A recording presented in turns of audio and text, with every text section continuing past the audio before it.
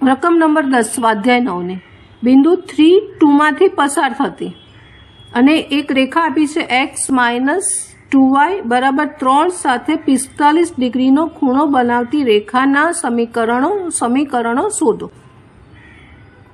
એટલે અહીંયા ધારી લેશું કે ધારો કે માગેલી રેખા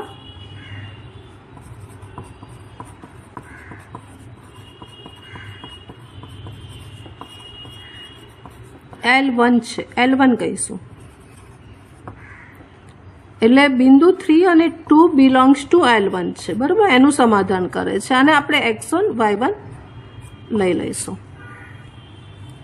બિંદુ મળી ગયો। હવે રેખા L1 છે, એક બીજી રેખા છે જેને L2 કહીશું। L2 બરાબર છે x - 2y બરાબર 3, L2 રેખા છે। એનો ઢાળ, હવે આનો L1 નો ઢાળને આપણે M1 કહીએ જે શોધવાનો છે, આના ઢાળને M2 કહીએ, બરાબર। L2 નો ઢાળ બરાબર M2 ફોર્મ્યુલા -a/b થશે -1/-2, એટલે M2 બરાબર મળશે 1/2। હવે બંને વચ્ચેનો ખૂણો 45 છે, એટલે આપણે એની ફોર્મ્યુલા વાપરીશું tan આલ્ફા, એટલે 45 બરાબર માનાંકમાં M1 - M2 upon 1 + M1 M2।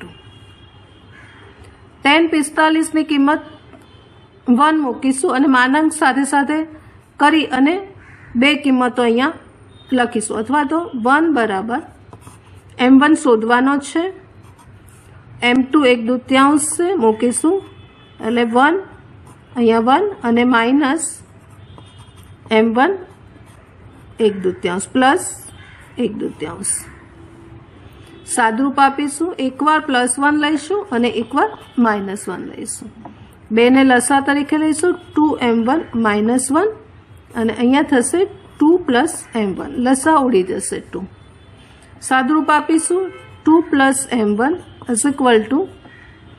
2M1 - 1। આપણે M1 શોધવાનો છે, એટલે આને આ બાજુ લઈ લઈએ, એટલે M1 અને આ પણ -3 થશે અને આ બાજુ આવીને +3 થઈ જશે, એટલે M1 ની એક કિંમત મળશે +3, L1 નો ઢાળ 1 મળશે +3। અહીંયા -1 લઈશું, 2M1 - 1/2 + M1, સાદરૂપ -2 - 2M1 = 2M1 - 1, અહીંયા પ્લસ માઇનસ ખાલી -M1 આવશે, સાદરૂપ આપીશું તો આ 3M1 થઈ જશે =-1 વધશે, માટે M1 ની અહીંયા કિંમત આવશે -1/3। એટલે અહીંયા આપણને M1 મળી ગયા, આ M2 છે એ 1/2 છે। હવે આપણે સમીકરણ શોધવાનું છે L1 નું, માગેલી રેખા L1 છે, તો એનું બિંદુ તો આપેલું છે, તો ઢાળ બિંદુનો ઉપયોગ કરીશું, એટલે ઢાળ બિંદુનો ઉપયોગ કરીશું, માટે L1 નું સમીકરણ ઢાળ બિંદુ સ્વરૂપ જે આપણને મળશે y - y1 = mx - x1। એકવાર એની કિંમત મળશે 3, એટલે કે M1 અહીંયા આપણે ઢાળ ધાર્યો છે L1 નો, એટલે અહીંયા M1 લખીશું, એકવાર 3 મૂકીશું M1 બરાબર અને બીજી વાર મૂકીશું અહીંયા -1/3। y1 ની જગ્યાએ 2 મૂકાશે અને x1 ની જગ્યાએ 3 મૂકાશે, એટલે y - 2 પહેલી વાર 3 મૂકીએ છીએ x - 3, માટે y - 2 બરાબર 3x - 9, માટે પહેલો જવાબ આવશે 3x - y અને -7 બરાબર 0।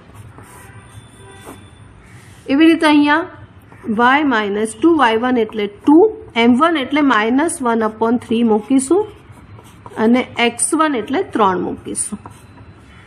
સાદુરૂપ આપીશું. 3y -6 is equal to -x અને માઇનસ પ્લસ 3 માટે અહીંયા જવાબ આવશે x પ્લસ 3y -9 બરાબર 0. સમીકરણો આપણે શોધવાના હતા રેખા L1ના. આવા 2 સમીકરણો મળશે. રકમ નંબર 11 સ્વાધ્યાય 9ની રેખાઓ 4x + 7y - 3 = 0 અને 2x - 3y + 1 = 0 ના છેદબિંદુમાંથી પસાર થતી અને અક્ષો પર સમાન અંતખંડ બનાવતી રેખાનું સમીકરણ શોધો. પહેલા આ 2 રેખાઓના છેદબિંદુમાંથી પસાર થતી રેખા આપણે લખીએ તો 4x + 7y - 3 + lambda 2x - 3y + 1 = 0 થશે. બરાબર. બંનેના છેદબિંદુમાંથી પસાર થતી રેખા. હવે આ રેખાને આપણે વ્યાપક રૂપમાં લાવીશું. ax + by + c = 0 એટલે x વાળા પદો સાથે લઈશું. એટલે 4x + 2 lambda x + 7y - 3 lambda y અને અચળ પદો -3 + લેમ્બડા બરાબર 0. હવે અહીંયાથી x કોમન કાઢીશું, અહીંથી y કોમન કાઢીશું માટે 4 + 2 લેમ્બડા × x + 7 - 3 લેમ્બડા y અને -3 + લેમ્બડા બરાબર 0. એટલે ax + by + c વાળું સ્વરૂપ આવી ગયું જે માંગેલી રેખા છે તેનું. હવે કીધું છે કે એ રેખા, આ જે માંગેલી રેખા છે અક્ષો પર સમાન અંતખંડ કાપે છે માટે અંતખંડો a અને b છે તો a બરાબર b થશે. સમાન અંતખંડ.